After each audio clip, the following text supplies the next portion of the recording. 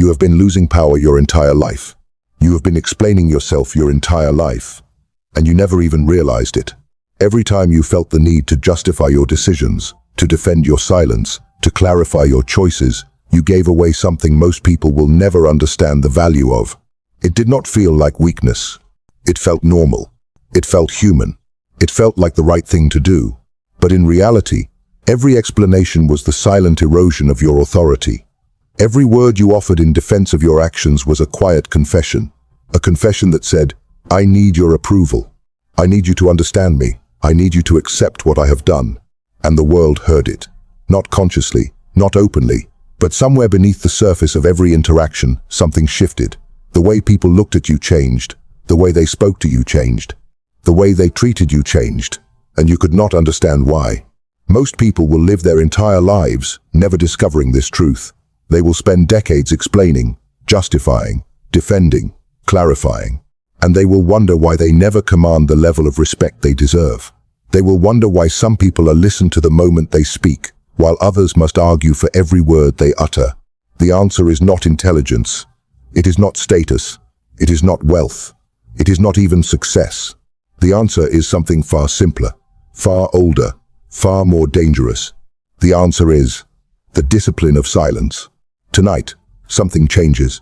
Tonight, you will understand why powerful people almost never explain themselves, why they never defend their decisions to those who did not ask, why they move through the world with a quiet certainty that others cannot penetrate. Tonight, you will understand the secret language of powerful people. And once you understand it, you will never go back. Think about the last time you explained yourself. Really think about it. Maybe someone questioned your decision and you felt the pull, the almost physical need to make them understand. Maybe someone looked at you with doubt in their eyes and you rushed to fill that silence with words.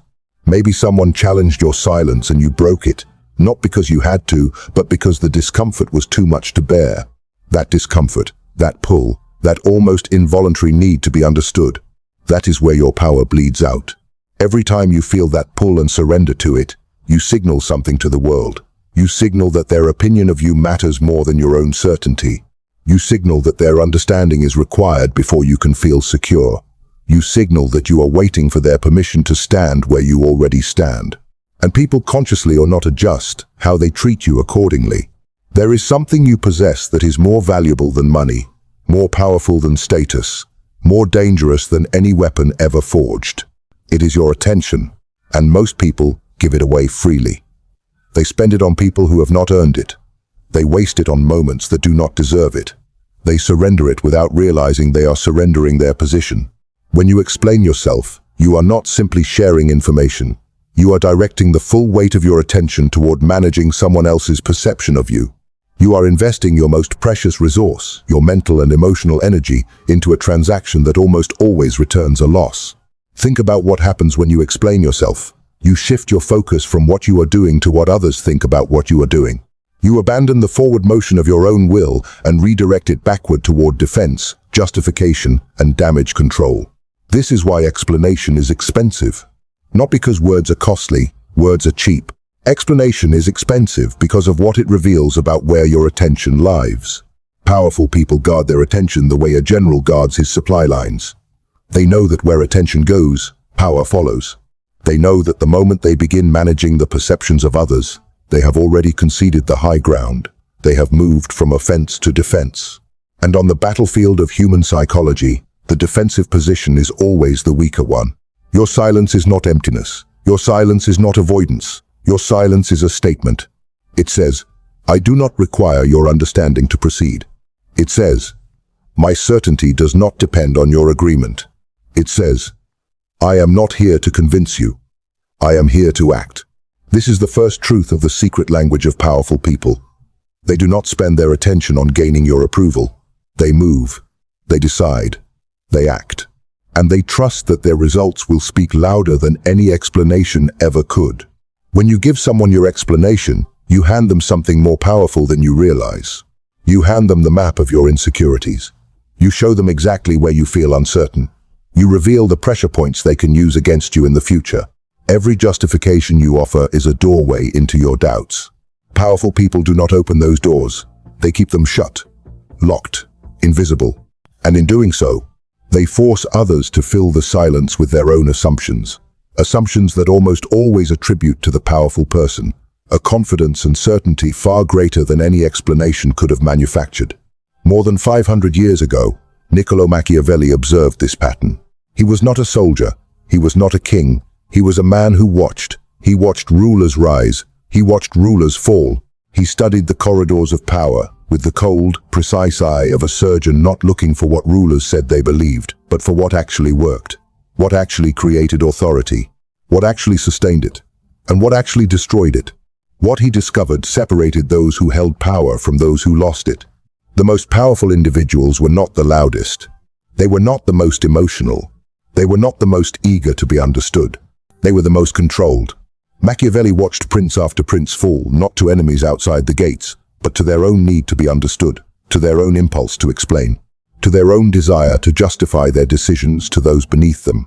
Every time a ruler felt compelled to explain his reasoning to his subjects, to his advisors, to his enemies, he revealed something that power could not afford to reveal: uncertainty.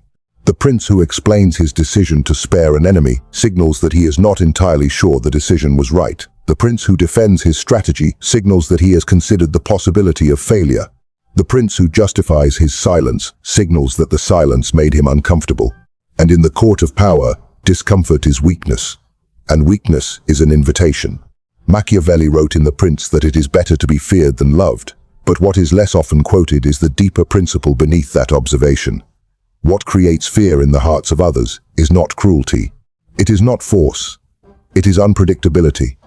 It is the sense that you cannot fully read the person in front of you, that you cannot anticipate their next move, that their interior world is not available for your inspection. Explanation destroys that unpredictability. When you explain yourself, you become readable. And what is readable can be managed. What can be managed can be manipulated. What can be manipulated can be controlled. Machiavelli understood that the most dangerous man in any room was not the man with the loudest voice or the largest army. The most dangerous man was the man whose mind you could not enter, the man who smiled and said nothing, the man who acted without announcement and moved without explanation. This principle is not cruelty. It is not arrogance. It is strategy. It is the recognition that in every human interaction, there is a silent negotiation happening beneath the surface. A negotiation not over words, but over authority, over who holds the frame, over who is waiting for whose approval. And the one who explains first almost always loses that negotiation. 500 years have passed since Machiavelli walked the streets of Florence. Empires have risen and fallen. Technologies have transformed the world beyond recognition. But human psychology has not changed. The mechanisms of power have not changed. The way authority is established and maintained in the minds of others has not changed. What worked then works now. What destroyed rulers then destroys reputations now. What created unshakable authority in the courts of Florence creates unshakable authority in boardrooms, relationships, and social circles today. The principle is ancient, but its application is eternal. Power does not come from being understood. Power comes from being certain. This is where most people fail. They believe that if they can just make others understand their reasoning, authority will follow. They believe that explanation creates clarity, and clarity creates respect, and respect creates power. But this is backwards. Respect does not follow understanding. Respect follows certainty, and certainty does not require explanation. Certainty requires only one thing: the willingness to act without apology. Power is quiet. Power is selective. Power is controlled. Think about the people in your life who command the most respect, the ones whose words carry weight the moment they speak, the ones who do not need to argue for their position because their position is simply felt. Are these people defined by how often they explain themselves? Are they the ones who rush to clarify every decision, who justify every action, who make sure everyone around them agrees before they move? No, they are the ones who move without announcement, who decide without committee, who act without apology, and who trust that their results will do the speaking that their words never need to do. There is a psychological principle at work here that most people have never named, but have felt their entire lives. It is this: we assign authority to those who do not seem to need our approval. When someone explains themselves to us, they are consciously or not asking for something. They are asking us to understand, to agree, to forgive, to validate. And the moment someone asks us for something, the power dynamic shifts. They have a need. We have the ability to meet or deny that need. And in that transaction, we become, however briefly, the one with authority. This is why politicians who defend themselves against scandals often accelerate their own destruction. Not because the defense is false, but because the act of defending signals that they consider themselves answerable to the accusation. And answerable is another word for subordinate. This is why leaders who explain every decision to their teams often find their authority slowly eroded, not through any single conversation, but through the accumulated weight of 1,000 small moments where they positioned themselves as the ones seeking validation rather than providing direction. True strength is not found in action. It is found in restraint. The restraint to hold your words when everything in you wants to speak. The restraint to maintain your silence when someone else's discomfort demands you fill it.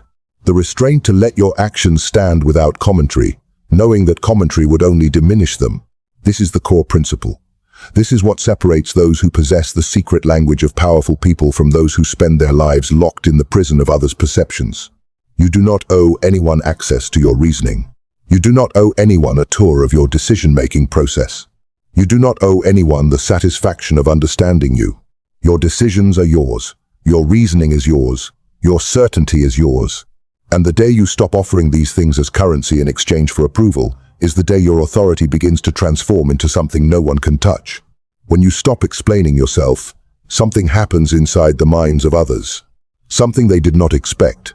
Something they cannot fully control. Their brain begins searching for answers. Human beings are pattern-seeking creatures. The mind cannot tolerate an incomplete picture. When you act without explanation, when you move without justification, when you hold your position without defense, you create a gap in the other person's understanding, and their brain automatically, involuntarily, compulsively rushes to fill that gap. Their certainty becomes uncertainty. Their confidence becomes doubt. Their dominance becomes curiosity. And curiosity, in the psychology of power, is the beginning of fascination.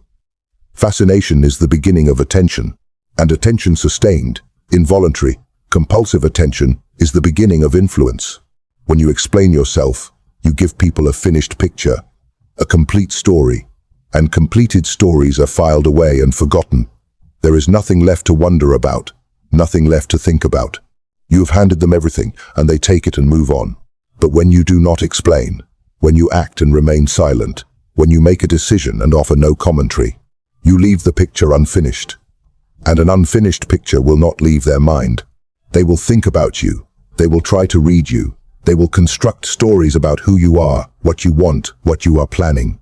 And the stories they construct, because human beings almost always attribute intention and confidence to those they cannot read, will be far more powerful than anything you could have manufactured with your words. This is not manipulation. This is psychology. This is the way the human mind has operated for thousands of years. We are drawn to what we cannot fully see. We are compelled by what we cannot fully understand. We are fascinated by those who do not seem to need us. And when someone does not need our understanding, when they act with complete self-containment, without reaching out for our approval, without adjusting their behavior based on our reactions, we do not feel dismissed. We feel drawn in. We feel, almost against our will, that this person possesses something we want to understand. That gravitational pull is power, and silence creates it. There is another psychological mechanism at work in those who observe your restraint. It is called projected competence. When you explain yourself, you force others to evaluate your reasoning. You invite them to judge whether your logic is sound, whether your decision was wise, whether your action was justified. You have handed them the position of judge. But when you do not explain, they cannot judge. They can only observe. And in the absence of judgment, the mind defaults to deference. It assumes, because assumption is all it has, that your certainty is justified, that your silence comes not from evasion but from strength, that you have already considered everything they might question, and you have already dismissed it. You are perceived as 10 steps ahead, not because you told them so, but because you refused to show them your calculations. This is where transformation begins. Not in theory, not in philosophy, in behavior, in daily, deliberate, disciplined practice. You stop explaining. You start acting. You become selective. You become controlled.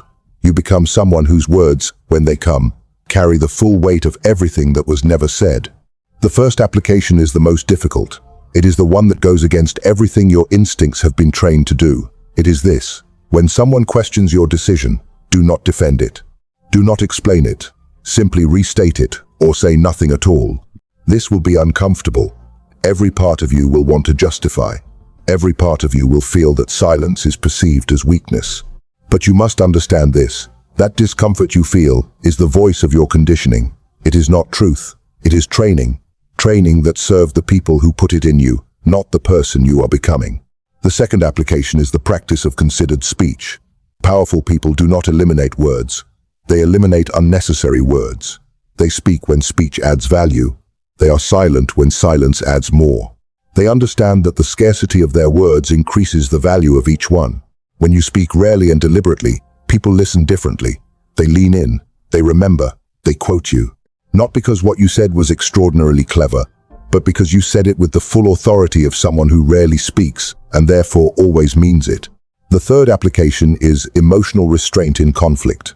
When someone challenges you, accuses you, or attempts to provoke a reaction, they are doing one specific thing. They are trying to make you explain yourself. They want you defensive. They want you reactive. Because a reactive person is a readable person, and a readable person is a controllable person. Your response to provocation is to become quieter. Not angrier, not more defensive. Quieter. Take longer pauses. Speak more slowly. Make eye contact without filling the silence. Let the discomfort of the moment rest entirely on them. Because they created the discomfort, and you refusing to resolve it for them, places the full weight of that discomfort back in their hands. The fourth application is strategic withdrawal. You do not attend every argument you are invited to. You do not respond to every accusation directed at you. You do not address every rumor, every criticism, every piece of noise that surrounds you. Powerful people choose their battles not based on what they can win, but based on what is worth winning. They know that engaging with everything is the surest way to become defined by nothing. They let the small things go, not because they are weak, but because they understand that their time and energy are finite and they are invested only where the return justifies the cost. The fifth application is presence over explanation. You stop trying to convince people of who you are with words. You let your presence do it. Your posture, your pace, your stillness. The way you occupy space, not aggressively, but fully, without apology, without retraction. You walk into a room and you do not announce yourself. You arrive. And your arrival, the calm, the certainty, the absence of need, announces something that no words could manufacture. There are people who will try to break this discipline. They will not announce themselves as enemies. They rarely do. They will come disguised as concerned friends, as reasonable voices, as people who simply want to understand you better. But what they want, what they actually need, is your reaction, your explanation, your discomfort, made visible. They survive on your response. They depend on your emotional output. And when you stop providing it, they escalate. The first type is the constant questioner. This person responds to every decision you make with a question designed not to gain information, but to create doubt. Why did you do it that way? Do you really think that was the right choice? Have you considered the consequences? Their questions are not questions. They are invitations to defend yourself, and every defense you offer becomes the foundation for their next question. The way to neutralize the constant questioner is simple. You answer questions that deserve answers. You let the rest hang in the air. You do not feel obligated to fill every silence their question creates. You allow the question to exist without an answer and let the discomfort settle where it belongs, on the one who asked. The second type is the emotional escalator. This person is not interested in understanding you. They are interested in disrupting your equilibrium. They raise their voice so you will raise yours. They express pain so you will feel guilt. They display anger so you will feel the need to soothe. Their entire strategy depends on your emotional reactivity. The counter to the emotional escalator is de-escalation through withdrawal, not retreat. Withdrawal. You do not match their energy. You do not apologize for their emotion. You observe it calmly, without judgment, and you respond, if at all, from the same measured, controlled position that no amount of theatrics can disturb. The third type is the social tribunal. This is the group dynamic that forms when multiple people direct their combined attention toward making you explain yourself. It happens in meetings. It happens in social circles. It happens in families. The social tribunal creates a pressure so intense that most people crack immediately, flooding the room with justifications and apologies. You do not crack. You understand that the social tribunal has no actual authority over you. Its power comes entirely from your belief in its power. The moment you stop granting it that authority, it dissolves. You speak your position once, clearly, without agitation, and then you are done. You do not repeat yourself. You do not amplify. You said what you had to say, and now you are finished. The fourth type is the energy drainer. This person seeks to exhaust you through relentless engagement. They follow up, they circle back, they reopen closed conversations. They manufacture new angles of attack on decisions you have already made. Their goal is to make the cost of your silence higher than the cost of explanation. Recognize this for what it is, an attempt to make you pay for your own authority. Your response is to disengage, not dramatically, not with speeches about how you are done with this conversation. Simply quietly disengage. Redirect your attention. Move on. The energy drainer cannot survive your indifference. Your emotions will resist this transformation. They were not built for stillness. They were built for expression. They were shaped by millions of years of evolutionary pressure that rewarded emotional communication, social connection, and the urgent need to be understood by the tribe. But you are not operating by evolutionary instinct. You are operating by deliberate design, and that requires something evolution did not provide, the ability to feel the impulse fully and choose not to act on it. This is the discipline. This is the core skill. And it is a skill, not a personality trait, not a gift, not something you either have or you do not. It is built, repetition by repetition, silence by silence, withheld word by withheld word. The training begins in small moments. Someone says something that irritates you. Your instinct is to respond. Your emotions rise, demanding expression.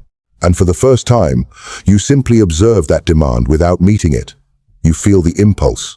You acknowledge it internally, and you set it aside. You do not suppress your emotions. Suppression is not discipline. Suppression is denial, and denial creates pressure that eventually explodes in ways that destroy everything discipline has built. You observe your emotions, you feel them fully, and then you make a deliberate choice about whether this moment deserves them. Most moments do not. Most provocations are not about you. They are about the person delivering them. Most questions are not requests for information. They are tests of your composure. Most conflicts are not about the surface issue. They are about who will be the first to lose control. When you understand this, every difficult interaction becomes something different. It becomes a performance. And you are not the actor losing yourself in the role. You are the director, watching, assessing, choosing your interventions with precision rather than passion. The development of emotional mastery is not the death of feeling, it is the elevation of it. When you no longer react to every stimulus, when you no longer allow every discomfort to dictate your behavior, you discover something unexpected.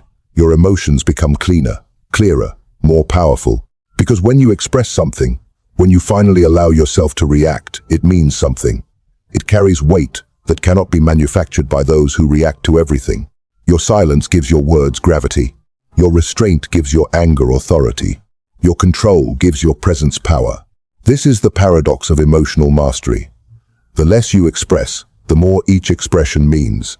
The more deliberate your reactions, the more impact each one carries. You do not become less human by mastering your emotions. You become more formidable. You are no longer the person you once were. That person explained. That person defended. That person felt the weight of others' perceptions as though it were a physical force and bent beneath it, offering up justifications like gifts, hoping that understanding would purchase safety. That person is gone. You see differently now. You see conversations as they actually are, not exchanges of information, but negotiations of authority, not sharing of ideas, but positioning of selves. Every silence is a statement. Every word is a choice. Every reaction is a signal sent to every observer in every room. You think differently now. Where you once asked, how do I make them understand? You now ask, what does my response or my silence communicate about who I am? Where you once worried about being misread, you now understand that the most powerful people are always somewhat misread, and they use that misreading as a strategic advantage. You operate differently now. You move through rooms with a stillness that others notice but cannot name. You engage selectively. You speak deliberately. You respond without rushing. You decide without committee. And when your decisions are questioned, you acknowledge the question, and then you continue, as if the question, though heard, did not require your explanation to be valid, because it does not. You have become someone who cannot be controlled, not because you are aggressive, not because you are cold, but because the mechanism that most people use to control others, the pressure to explain, to justify, to make yourself legible to their scrutiny, no longer works on you. You have removed their leverage, not through resistance, but through transformation. You are not resisting the need to explain yourself. You have moved beyond it. This identity is not armor. Armor implies something underneath that is vulnerable, something that must be protected. This identity is different. This is who you actually are, beneath all the conditioning that told you to shrink, to justify, to make yourself small enough to fit inside other people's comfort. You do not need to be understood to be certain. You do not need to be approved of to proceed. You do not need consensus to act. You are the author of your own authority, and you have stopped asking for a publisher. Machiavelli understood this. The princes who endured were not the ones who spent their energy managing the perceptions of their subjects. They were the ones who moved with such completeness of purpose that perception became irrelevant. Their actions spoke, their results spoke, their presence spoke. And long after the words of the insecure had faded into the air, the silence of the powerful echoed through history. You are not just learning a strategy. You are becoming a different kind of person. A person who no longer bleeds where others press. A person who no longer opens when others demand. A person who no longer bends when others push. You have found something most people spend their entire lives searching for and never find, the deep, unshakable certainty that comes not from external validation but from within. From this moment forward, everything changes. Not gradually, not in increments, everything. Because you now carry something inside you that cannot be taken away.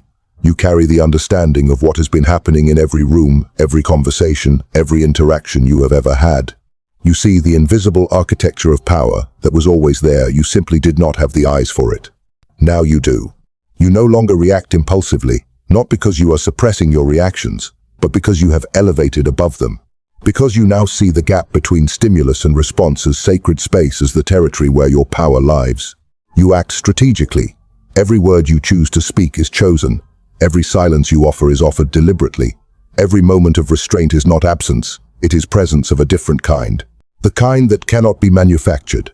The kind that can only be earned through the slow, difficult, irreversible work of mastering yourself. You protect your power.